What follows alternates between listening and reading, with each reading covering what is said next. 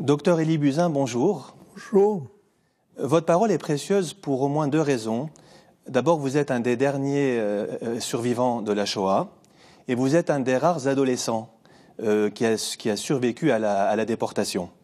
Vous êtes docteur, vous êtes chirurgien orthopédique et vous avez également écrit une autobiographie.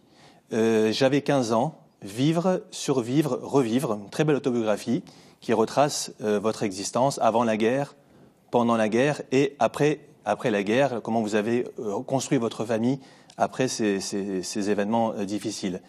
Élie Buzyn, comment en êtes-vous arrivé à parler de cette sombre période alors que vous avez gardé très longtemps le silence? Comment je suis arrivé? Il est vrai que j'étais un de ceux-là qui était opposé d'une façon consciente de ne pas trop parler, surtout à nos enfants qui étaient jeunes, de ne pas leur parler de notre passé et de notre vécu. Et j'étais en désaccord avec mes camarades de déportation qui ne pensaient pas la même chose. Ils me disaient, mais si ta fille, qui a 5-6 ans, te demande où sont tes parents, et qu'est-ce que tu leur réponds? J'ai dit, à 5-6 ans, tu lui réponds pas, en tout cas pas la vérité. Tu détournes la question, tu la remets à plus tard et tout ça. Et j'avoue que j'étais critiqué par cette réponse parce que je voulais pas dire la vérité. Mais certains de mes camarades m'ont pas écouté. Ils ont pris leur petit enfant de 6 ans assis sur les genoux. Et quand ils demandaient où sont tes parents, je vais te raconter comment mes parents, c'est-à-dire tes grands-parents, comment ils ont été assassinés, comment ils sont morts, etc., avec tous les détails qu'ils pouvaient donner. Et j'estimais, je leur disais, c'est comme si vous preniez une seringue avec votre souffrance que vous avez endurée pendant toutes ces années et que vous l'injectez à votre propre enfant en direct. Et j'étais contre. Et je ne l'ai pas fait. Mes enfants ont été préservés, encore qu'il y avait un silence qui était un petit peu critiquable en partie parce que les enfants savaient quelque chose, parce qu'ils avaient d'autres enseignements. Parfois, ils m'entendaient parler avec mes camarades aussi, ils écoutaient tout ça. Mais ils n'osaient pas me poser des questions pour ne pas me faire souffrir. Comprenez? Donc il y avait un double silence de protection, nous, nos enfants, et nos enfants pour nous protéger, nous. Et c'est votre fils, je crois, à 23 ans. Alors, chez moi, quand ils étaient jeunes, jusqu'à l'âge de 15-16 ans, je ne leur ai pas parlé beaucoup. Mais à partir de 15 ans, ils commençaient à savoir un petit peu mon passé, pas d'une façon didactique comme dans le livre, mais enfin, ils commençaient à savoir. Et c'est là que notre fils, grâce à lui, je suis retourné parce que moi, chez moi, on savait que je ne retournerai jamais, ni en Pologne, ni en Allemagne, parce que j'estimais que l'Europe de l'Est était imprégnée, le sol était imprégné du sang et des cendres de tous les nôtres, et que je ne me sentais pas capable de remarcher sur ce sol. Et j'ai dit, je retourne jamais. Et le fils avait bien noté ça. Il a attendu sa majorité à l'époque, qui était à 21 ans, en me disant, j'ai décidé, moi, d'aller. Je sais que tu ne veux pas y aller, mais moi, j'ai décidé d'y aller pour voir où mes grands-parents, que je n'ai jamais connus, ont disparu. Alors, ça a commencé par une engueulade assez sévère. J'ai dit, tu ne parles pas de disparition. Ils n'ont pas disparu. Ils existent toujours dans nos têtes et dans nos cœurs. Ils n'ont pas disparu, mais si tu veux savoir où ils ont été assassinés sauvagement à Birkenau, tu n'as qu'à y aller. Et en disant tu n'as qu'à y aller, j'ai dit non, Roger Red, si quelqu'un doit t'accompagner là-bas, je vais t'accompagner. Et c'est comme ça, il a eu gain de cause parce qu'il voulait cela. Il voulait que j'aille avec lui là-bas. D'accord. Et vous expliquez également dans votre livre que ce qui vous a poussé à parler, c'est aussi la disparition des derniers survivants Et le fait que vous avez écrit une très belle phrase, vous dites que si on ne se rappelle pas de l'histoire, de ce qui s'est passé dans l'histoire peut se répéter. Absolument. C'est ce que vous dites. Et j'ai pris conscience quand on est parti. D'ailleurs, je peux vous dire que je travaillais à l'époque encore, j'étais très occupé. Et en plus, je ne me sentais pas capable, ni physiquement, ni psychologiquement, de retourner tout seul avec lui. Et donc, j'ai pris quelques camarades à moi qui étaient déportés. Nous avons pris nos grands-enfants et on est parti à 7 comme ça.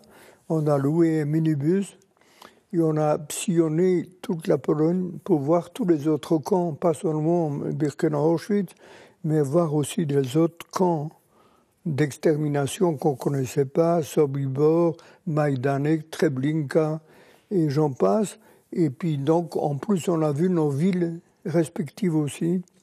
Et ça a pris 6 jours et 6 nuits, et on est revenu, et j'étais vraiment extrêmement impressionné par ce voyage qui était très négatif. Je suis rentré très déprimé de cela, parce qu'on a été mal reçus, mal acceptés. Vraiment, c'était pénible et douloureux, franchement. Qu'est-ce que vous venez faire ici? Vous voulez reprendre vos appartements? Nous, on n'était pas là. Il n'y avait pas un Polonais qui était là-bas, sur place, avant 1945. Ils sont tous arrivés après 1945. Et depuis, vous avez fait de très nombreux voyages. Alors donc, j'ai décidé de faire ce voyage, c'est fini. Mais vous savez, il n'y a que les imbéciles qui ne changent pas d'avis. Et donc, quand les enfants sont arrivés à 15 ans, j'ai décidé de les emmener. C'est comme ça, je suis retourné avec un autre, etc. Et puis ensuite, par hasard, comme je vous l'ai dit, je me suis aussi engagé de faire un voyage avec Chaim Korsia, qui est maintenant notre grand rabbin de France, et faire un voyage par an. Pour moi, c'est une obligation, la première, de rendre visite, rendre hommage, comme on le fait à la veille du Kippour. On va au cimetière. Là, on n'a pas de cimetière, mais on sait au moins l'endroit où ils ont été sauvagement assassinés. Et je vais là-bas une fois par an pour leur rendre hommage à tous les miens. Et en même temps, j'accompagne un groupe pour qu'eux aussi rendent hommage, pour qu'ils viennent voir ce qui s'est passé et qu'ils rendent hommage à tous nos proches qui ont été sauvagement assassinés là-bas. Le 29 novembre 2018, comme chaque année, Élie Buzyn a participé à un voyage à Auschwitz organisé par le grand rabbin de France. Ce voyage réunissait notamment des représentants du monde religieux, catholiques, protestants et musulmans. En voici le reportage.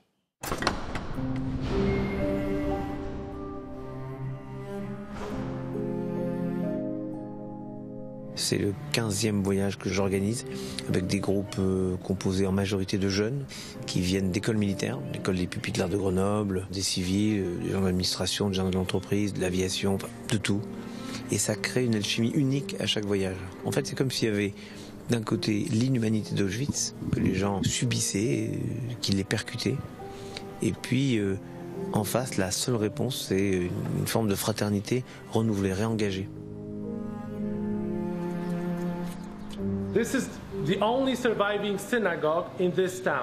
Cette synagogue est la seule survivante de la ville d'Oswiecim. C'est son nom polonais, mais elle est bien sûr plus connue sous son nom allemand, Auschwitz, qui désigne à la fois le camp et la ville. Mais également, avant la guerre, elle possédait un nom juif, Oświęcim, car la population juive y était prédominante. Près de 60% de cette ville, Oswiecim, Auschwitz ou Oświęcim, étaient juives. On y comptait plusieurs synagogues, et celle-ci, qui se nomme Cheva Lomdei Mishnayot, est la seule qui ne fut pas totalement détruite pendant l'Holocauste. Sa mise en place remonte à 1915 et servit jusqu'au début de la guerre, lors de l'invasion de la Pologne par l'Allemagne.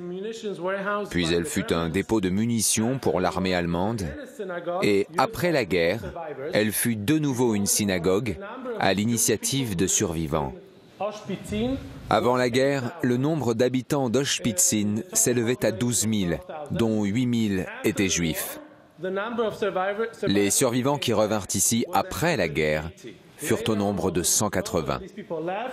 Les années qui suivirent, la plupart quittèrent la ville et la synagogue fut retransformée en magasin de tapis, nationalisé par le gouvernement communiste, et c'est il y a seulement 20 ans que la ville fut redonnée à la communauté juive polonaise. Et grâce à une fondation qui la rénova entièrement, la synagogue a pu reprendre ses fonctions sur la commune d'Auschwitz.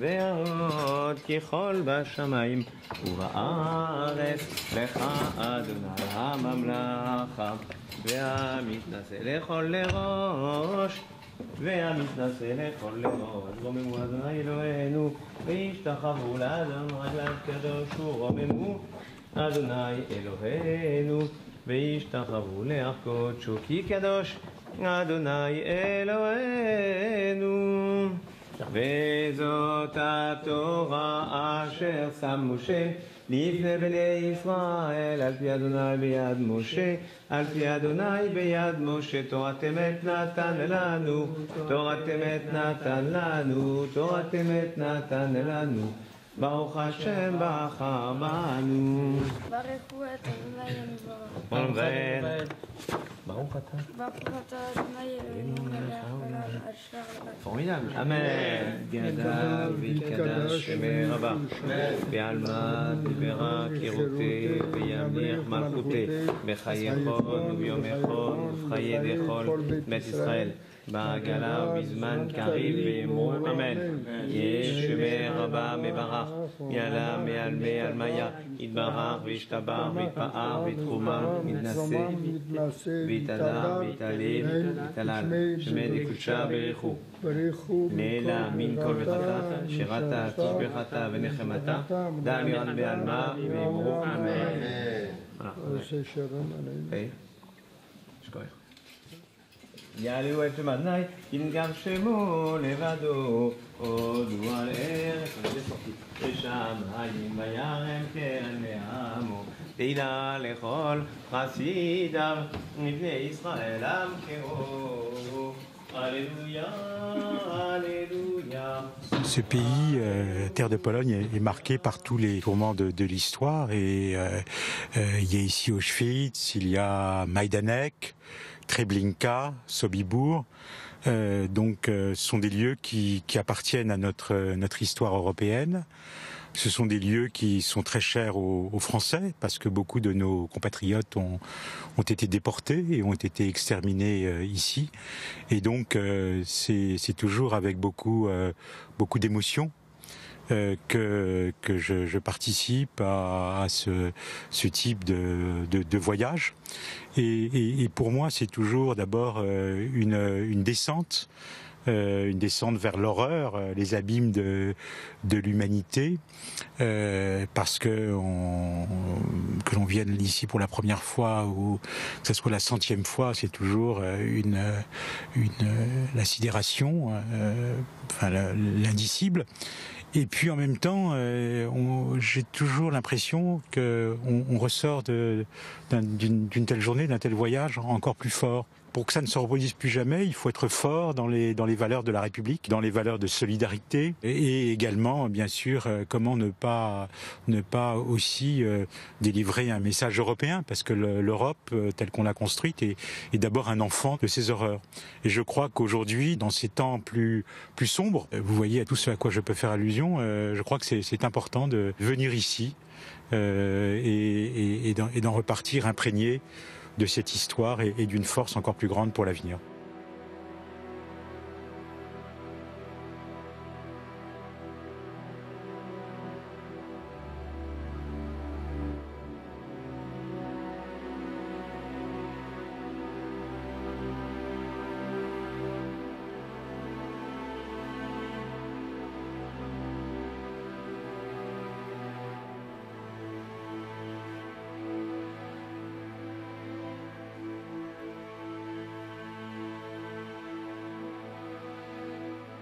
Il y avait un orchestre qui nous jouait pour qu'on marche bien et vite pour aller au travail.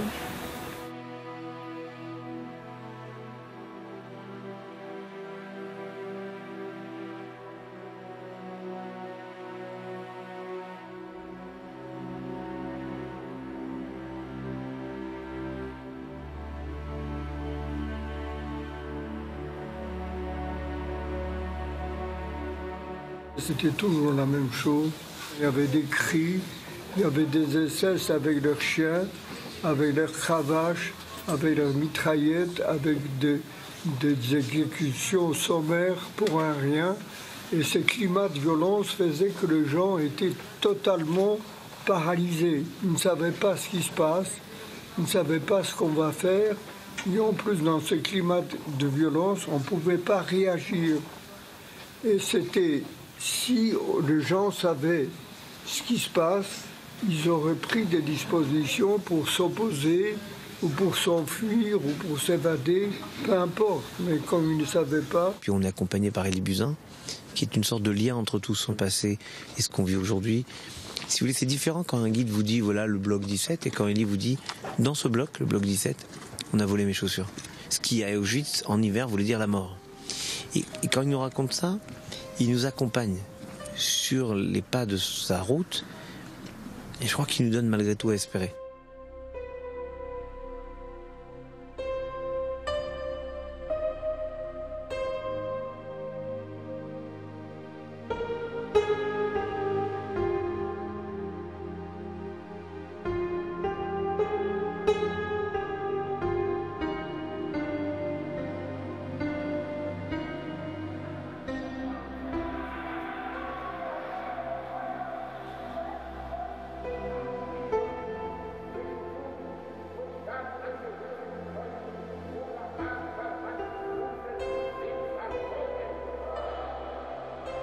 Il y aurait besoin que tout le monde, dans une société, vienne voir, percevoir ce qui est perceptible, par exemple, dans un alignement d'uniformes, comme si les prisonniers étaient encore là, dans une présence-absence, et pour nous dire qu'est-ce qu'on fait pour protéger leur mémoire, qu'est-ce qu'on fait réellement pour empêcher que ce monde qui les a écrasés ait toujours des réminiscences permanentes. Qu'est-ce qu'on fait pour changer le monde et qu'est-ce qu'on fait pour rejeter ce modèle d'inhumanité. Et Élie Buzyn, mais dans une logique de transmission hors norme.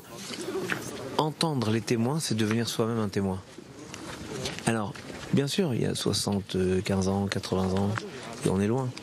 Mais en entendant Élie nous accompagner et nous parler, on devient nous-mêmes des témoins avec la charge pour nous, quel que soit notre âge, de retransmettre. Que ce lieu où les nazis ont assassiné 1,5 million d'hommes, de femmes et d'enfants, en majorité des juifs de divers pays d'Europe, soit à jamais pour l'humanité un cri de désespoir et un avertissement.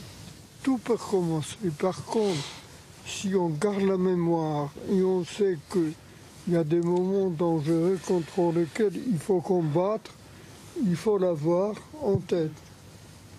Voilà, donc je vais terminer par là parce que je suis un peu trop ému pour en parler trop. Je crois qu'être là, c'est prendre l'engagement chacun et chacune à sa manière dans ce qu'on fait, dans notre vie, de ne jamais détourner les yeux, de regarder, de se sentir responsable et de ne jamais être indifférent à la souffrance des autres. Je vous propose de faire un petit psaume simple, qui est le psaume qu'on appelle en hébreu le psaume des profondeurs, Mimamakim. Je vais le faire en hébreu et puis ensuite Ismaël parlera au nom de l'islam, puis le pasteur et le padré, et je crois que les deux finiront, chacun dans leur prise de parole comme ils l'entendent, mais ils finiront par un autre père qui permet à chacun et à chacune dans sa foi d'exprimer quelque chose qui nous dépasse, qui ne nous enferme pas dans l'impossibilité de ressortir de la violence de ce qu'on a perçu ou compris ou ressenti. Cher Malot, Mimamakim, Keratira Adonai, Adonai Shima, Bekolitina, Nerakajot, Lekol, Tachanunai, Imravonot, Tishmoria, Adonai, Miamod, Kimerasel Raliman, Tivari Kivitiana, Kivitanachi, Vivaro, Khaltinafshi, Lana Misham, la Boker, Shomrim, la Boker, Yachal Israël, Nakina, Chesed Verbim, Ufidut, Voyez Israël Mikol, Avonotav. Bismillahirrahmanirrahim. Alhamdulillahi Rabbil Alamin. Ar-Rahmanir-Rahim. Maliki Yawmiddin. Iyyaka na'budu wa iyyaka nasta'in. Wahdina as-siratal mustaqim. Siratal ladina an'amta 'alayhim ghayril maghdubi 'alayhim waladdallin. Amin. Quand je repense à cette journée, je repense aux paroles du prophète Ésaïe dans le Premier Testament. Une parole qui semblait absurde pour un peuple qui était déjà en déportation à l'époque. « Console mon peuple, tranquillise-le ». Et une jeune fille du nom de Hetty Elyséum, qui avait à peine 28 ans, était dans un de ces wagons qui l'emmenait à Auschwitz. Et elle écrira sur une petite carte « Mon Dieu, ma haute chambre, ma retraite, mon consolateur ». Pour elle, c'était des paroles comme un arc-en-ciel au milieu de l'enfer. Cet enfer ici, comme disait Jacques Maritain, cette blessure du néant. Aujourd'hui, nous nous souvenons, nous réfléchissons, nous prions, nous transmettons pour que la paix dans ce monde et en Europe reste, pour que nous soyons des défricheurs d'espérance et de paix, là où nous sommes, à nos manières, les uns et les autres. Et j'ai envie de dire simplement cette parole encore d'un psaume. Mon âme soupire après toi, mon Dieu, comme une biche soupire après l'eau d'un courant d'eau. Oui, mon âme soupire après toi. Amen. Peu nombreux ici ou là, mais partout présents, souvent dédaignés, mais dédaignant aussi les autres. Ancêtre spirituel des églises chrétiennes, ce peuple était garant d'ancienneté et d'authenticité, pérennisant la présence du Christ parmi les chrétiens. Aujourd'hui, l'Europe, où les Juifs sont bien moins nombreux que naguère, est privée d'une partie d'elle-même. Du témoignage de Élie Buzyn, beaucoup de choses m'ont frappé, en particulier le fait que ce qui vous a fait tenir, Monsieur Buzyn, c'est une parole de votre mère qui vous a dit « Quoi qu'il arrive, tu dois vivre ». Eh bien, c'est un appel pour chacun de nous de trouver, de retenir une parole, un visage de nos parents, d'un ami, d'une parole biblique ou autre, qui nous permet de nourrir notre liberté intérieure. Et un appel aussi à sortir. Aujourd'hui, nous sommes sortis tous pour rencontrer d'autres que nous ne connaissions pas. Eh bien, continuons à sortir et à sortir en particulier de nos réseaux. C'est ce que ne cesse de nous dire le pape François. Sortez. Sortez de vos réseaux, sortez de vos peurs, sortez de votre paresse.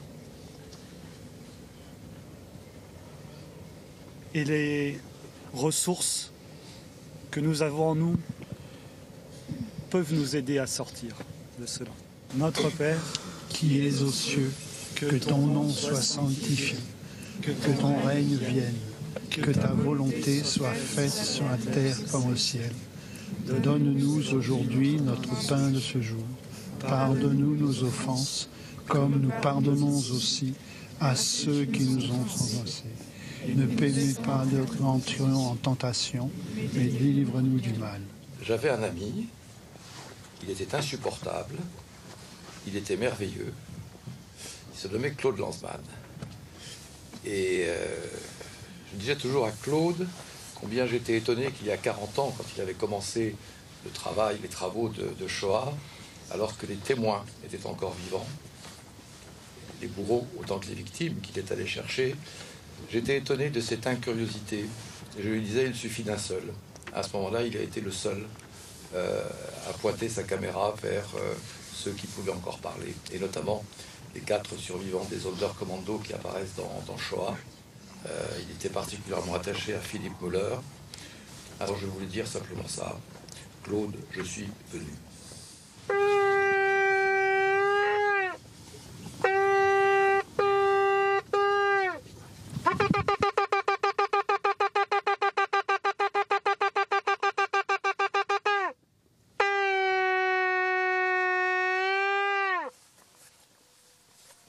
גדל והתקדש מרבה. אמן.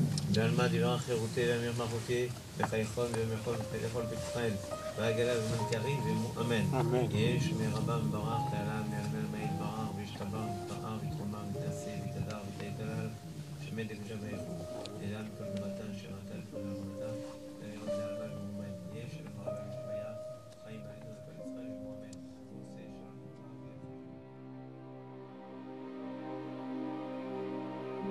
Jusqu'à maintenant, Auschwitz, c'était des mots écrits sur un cahier d'histoire, c'était des photos dans des livres. Maintenant, ça a pris un autre sens. Maintenant, c'est un lieu et c'est un endroit où on a vu des millions d'âmes qui couraient sur ces terrains, travailler jusqu'à en mourir. C'est là qu'on voit l'importance du devoir de mémoire pour justement ne pas permettre qu'une telle chose se reproduise. C'est une nouvelle génération, donc au final, qui seront les témoins des témoins de cet événement tragique qu'est la Shoah. Et donc l'idée, c'est de pouvoir être présent et de voir en fait à travers ces visites, cette journée, à quel point aussi ils sont très intéressés, touchés, et j'ai envie de dire aujourd'hui, afin de devenir des ambassadeurs de la paix.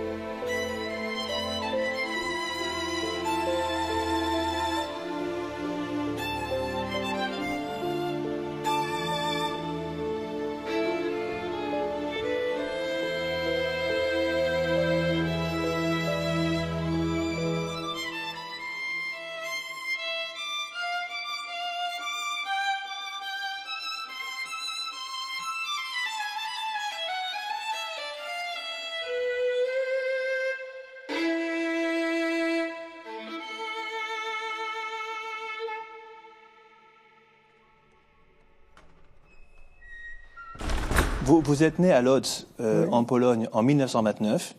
Alors, le début de votre enfance se passe plutôt bien. Vous dites dans votre livre que vous avez eu un début d'enfance assez heureuse. Pouvez nous en parler? J'avais la chance, vraiment. Et remarquez, je ne suis pas tout seul.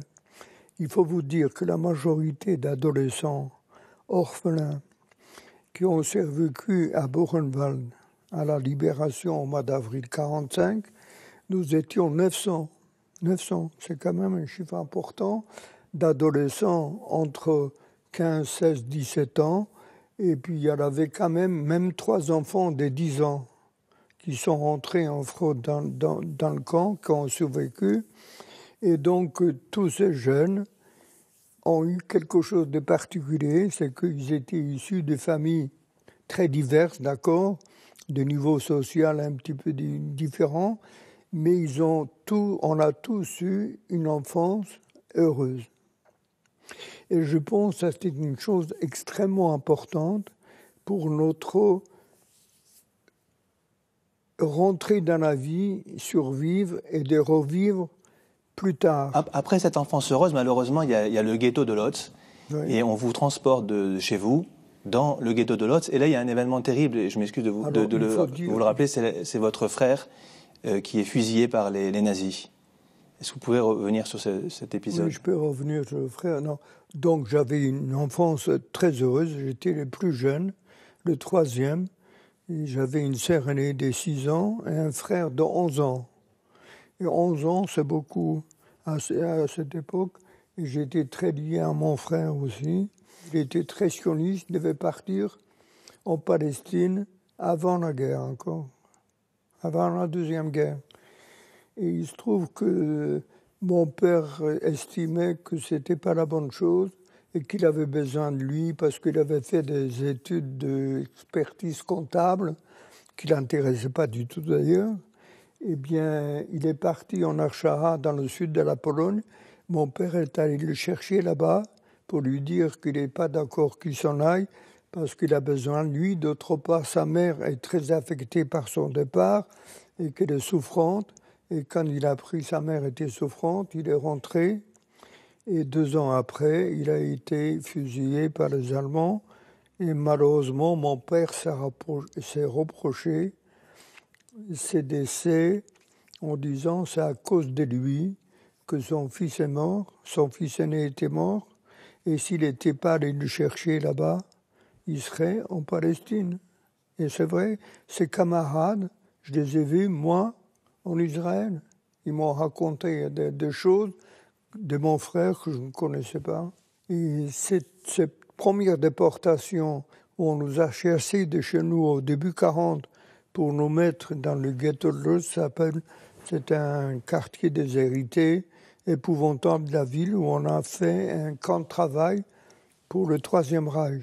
Il fallait travailler pour l'armée allemande, etc. Vous avez 11 ans quand vous travaillez dans ce camp. Absolument, 11 ans. Mon frère est assassiné à 11 ans. Mon père est très affecté parce qu'il ne s'y attendait pas du tout. Il pensait qu'Hitler ne fera jamais ce qu'il a dit, etc. Et vous savez, on nie, comme maintenant il y a beaucoup de gens ici, ils disent les islamistes ne feront jamais ce qu'ils disent. Et quand ils pourront le faire, ils le feront. Croyez-moi. Et l'Iranien, il le fera s'il pourra. S'il est au pouvoir, c'est grave. Et on ne veut pas comprendre ça. Et tout se répète de la même manière. Je peux vous dire que nous, anciens déportés, on vit cela très très mal. Parce qu'on se dit les choses ne changent pas. Elles peuvent chaque fois recommencer d'une manière un peu différente, mais chaque fois encore plus grave parce que les moyens, si vous voulez, d'extermination sont de plus en plus forts et plus grands. Je parle de l'arme atomique, etc. En 1940, notre déportation de chez nous vers le camp de travail a été dramatique.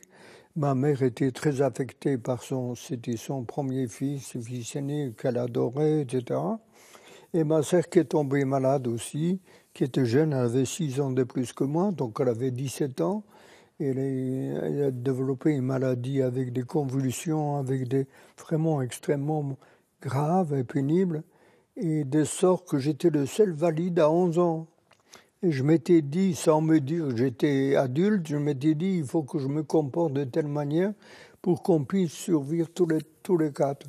Et vous célébrez votre bar mitzvah dans le ghetto, en 42. Oui, en 42, j'ai fait ma bar mitzvah. Et c'était une occasion, d'ailleurs, pour mes parents, le fait que j'accède à l'âge adulte, comme on dit, à la bar mitzvah, que mon père est sorti de sa torpeur, de sa dépression, et qu'il a essayé de me préparer pour que je puisse apprendre ma paracha, etc. Il y avait des synagogues, des shtibl, comme on appelle, clandestines, dans le camp, où on arrivait à réunir 10 personnes, un minyan, pour faire la bar mitzvah. Et c'est ce que j'ai pu profiter grâce à mon père qui est sorti de sa torpeur en 1942 pour essayer vraiment me permettre d'avoir cédé. Et ma mère aussi, elle m'a brodé un petit sac avec mes initiales, avec un Magen David, et tout, comme on fait toujours pour mettre les téphilines. Mon père a trouvé une paire de téphilines et tout. Et donc j'ai fait ma bar mitzvah. Et je l'ai dit, je crois, dans le livre, c'était très important pour moi parce que c'est là que ma mère m'a expliqué les choses. Elle a eu une phrase très importante, vous devez tout faire. Ouais. C'est la phrase de ma résistance, parce que quand on vous demande comment vous avez fait pour résister, j'ai dit j'ai résisté grâce à la phrase de ma mère qui m'a dit « tu dois vivre, tu dois survivre, tu dois tout faire pour essayer de retrouver notre famille ». Elle avait 2 frères en France, mon père avait un frère à Tours. Vous parlez beaucoup de votre mère d'ailleurs dans le livre. Vous dites que votre mère était le centre de votre univers, elle a joué un rôle très important. C'était une femme très généreuse, vous en parlez également beaucoup dans votre livre. Tout à fait. Une grande générosité. Elle aussi, c'est elle qui m'a ouvert au monde la tête de donner. de donner, que le rôle des gens qui peuvent donner doivent donner. Alors en 1944, vous êtes déporté avec toute votre famille. Alors je dois vous dire, d'abord en 1944, il y avait deux périodes dans ce camp. Il y avait 40-42 et ensuite de 42 à 44. C'était deux périodes extrêmement différentes. Il y avait une chose importante, c'est que dans ce camp, la cellule familiale était respectée, c'est-à-dire que les gens étaient en famille. Et en plus, les gens qui ne travaillaient pas avaient droit à quelque chose, moins que ceux qui travaillaient, mais ils avaient droit à une carte d'alimentation avec une ration alimentaire inférieure à celle des gens qui travaillaient, mais ils avaient le droit à quelque chose, donc on arrivait à survivre malgré les conditions épouvantables. Et en 1942, ces taux d'improductifs, ce qu'appelaient les nazis, étaient de plus en plus importants et ils ont décidé d'éliminer tous les gens improductifs, c'est-à-dire tous ceux qui ne pouvaient pas travailler. Et c'était les enfants jusqu'à 10 ans et tous les adultes qui étaient âgés, handicapés ou malades, etc. Donc ça fait beaucoup de choses. Et on a eu 15 000 enfants qui ont été assassinés comme ça, de moins de 10 ans. Et cette période est importante parce que à l'automne 1942, où j'avais justement 13 ans, jusqu'au début de l'année, j'ai eu ma bar mitzvah, eh bien, moi, on m'a demandé mon âge, j'avais 13 ans, on dit, tu restes ici pour travailler. Et mes parents, qui avaient l'air âgés, ont dit, sorti dehors. Et ma sœur, je savais qu'elle était malade. Si elle faisait une crise en bas, j'ai dit, tu ne te sens pas, tu te caches, et espérons qu'on ne la trouvera pas. Et mes parents ont été sortis, et moi, je ne voulais pas les quitter. Je me suis dit, je vais partir avec eux. Et ma sœur qui était là-haut, j'étais déchiré un peu, et je suis sorti quand même, je suis arrivé à le sortir du camion pour le rentrer dans l'immeuble. Le nazi qui était là, qui gardait le camion, regardait ailleurs. Ça a pris 30 secondes. Et c'est comme ça, ma sœur n'a pas été retrouvée sur le lit, on est restés tous les quatre. Seulement, eux, ils n'existaient plus, illégaux, et j'étais le seul légal là-dedans. Et puisque je travaillais, j'avais une carte, donc il fallait survivre tous les quatre, avec ma carte d'alimentation, etc. Et on s'est débrouillé à survivre comme ça. Et en 1944, les nazis ont décidé de liquider le camp. Pourquoi ? Les Russes se rapprochaient par l'Est, et donc ils ne voulaient pas laisser de traces, liquider. Et c'est comme ça qu'on a été déportés. Dans des wagons à bestiaux. Wagons à bestiaux dans des conditions épouvantables en août 1944, pour arriver, en fait, pas en Allemagne, mais arriver à Birkenau-Auschwitz, où il y avait la sélection, où mes parents sont allés à gauche tout de suite, et moi je suis allé à droite parce que j'ai menti sur mon âge. Vous avez survécu grâce à un mensonge sur votre âge. Parce que 2 déportés, même 3 déportés, sont approchés de moi discrètement en me disant, un en yiddish, l'autre en polonais, peu importe, en disant, on dit que tu as 17 ans, on dit que tu as 18 ans, sans savoir de quoi il s'agissait, parce que je ne connaissais pas l'existence de Birkenau-Auschwitz. On ne connaissait rien. Et quand il m'a demandé mon âge, je me suis souvenu ce qu'on m'a conseillé, j'ai 17 ans. Et grâce à ces mots-là, que le type m'a mis au travail, après un coup de poing dans la poitrine, comme je ne suis pas tombé, il m'a mis au travail. Et vous voyez, c'est un mot comme ça a fait que je ne suis pas allé directement. Et c'est de l'autre côté au travail que j'ai appris l'existence de chambres à gaz et comment mes parents ont été assassinés. Je peux vous dire, c'était intolérable. Malgré 4 années où j'ai travaillé, où j'ai fait des choses, d'apprendre la fin de mes parents comme ça, je voulais sortir pour les rejoindre là-bas. Et on m'a dit non, tu ne peux pas sortir d'abord. Et deuxièmement, si tu pouvais sortir, ils sont déjà plus là. Ils sont partis, on m'a montré la fumée pestilentielle qui se dégageait des cheminées, des fours crématoires. Et c'est là que j'ai dit d'ailleurs que le peu de Dieu que j'avais, de par mon éducation, mes grands-parents, mes parents, etc., s'est envolé avec mes parents dans la fumée d'Auschwitz. Qu'est devenue votre sœur? Ma sœur a survécu quand même. Curieusement, elle était très malade, mais enfin, quand même, elle a survécu. Et on l'a trouvée vivante dans un hôpital, très malade, près de Bergen-Belsen. C'est mon oncle qui est allé la chercher là-bas. Et il l'a trouvée vivante. Et elle est venue en France aussi. Où nous pensions, en fait, que l'Europe de l'Est était complètement contaminée par le nazi allemand. D'accord ? Ouais. Et on pensait que l'Europe de l'Ouest était préservée. Mais quand on est arrivé en France et qu'on a vu qu'il y a eu Vichy, qu'il y a eu Veldiv en 1942, qu'il y a eu mes tantes et mes cousines germaines ont été déportées de France en 1942 et assassinées à Auschwitz, vous comprenez ? On s'est rendu compte que même l'Europe de l'Ouest a été contaminée par les virus nazis. Et on s'était dit qu'on ne devait pas vivre en Europe. Et vous êtes parti 7 ans en Palestine. Vous pouvez nous parler de la marche de la mort, puisque quand les nazis évacuent le camp, vous avez vécu une épreuve absolument terrible, oui. Qui est la marche de la mort. Oui. Comment vous avez survécu? Il faut rappeler, hein, c'est une marche très longue, moins 20 degrés de température, enfin c'est épouvantable. Comment on survit, vous savez, on survit comme on peut. Il faut savoir que l'organisme humain, l'homme, l'animal homme, si vous voulez, est capable de beaucoup de choses. Il peut s'habituer à un nombre de choses. C'est une question de détermination et de volonté en disant « tu veux m'assassiner, tu veux me faire mourir, et moi je vais faire tout ce que je peux pour que tu ne réussisses pas ». C'est une forme de résistance, si vous voulez, même pas spirituelle, qui est marquée, mais enfin quand même, c'est une forme de résistance très très forte. Merci beaucoup Élie Buzyn pour ce très précieux témoignage. La chose qui est importante, c'est que je charge la jeune génération, Les derniers, je suis intervenu dans un lycée à Versailles.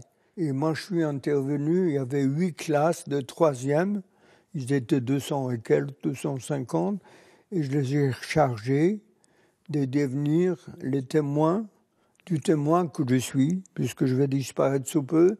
Et ils ont accepté ça, et ça a été remarquable parce que je sens que ces jeunes comprennent cette importance de devenir les témoins que nous sommes.